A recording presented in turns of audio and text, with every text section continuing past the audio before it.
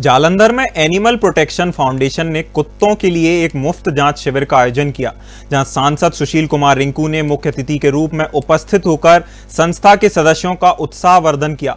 साथ ही उन्होंने बताया कि एक दिवसीय शिविर में 300 से अधिक कुत्तों को निःशुल्क स्वास्थ्य सुविधाएं दी गई हैं, जहां इस सुविधाओं में डॉक्टर रजत कथूरिया ने मुख्य चिकित्सा और मुफ्त टीकाकरण किया। वहीं संगठन ने मुफ्त दवाएं और मुफ्त कुत्ते के भोजन के पैकेट भी दिए। शिविर के दौरान मैडम जसप्रीत सयाल संगठन सदस्यों के साथ अन्य लोग उपस्थित रहे। इस दौरान संस्था की ओर से यूवी से लोगों ने संस्था की सेवाओं में हिस्सा लेने की अपील की।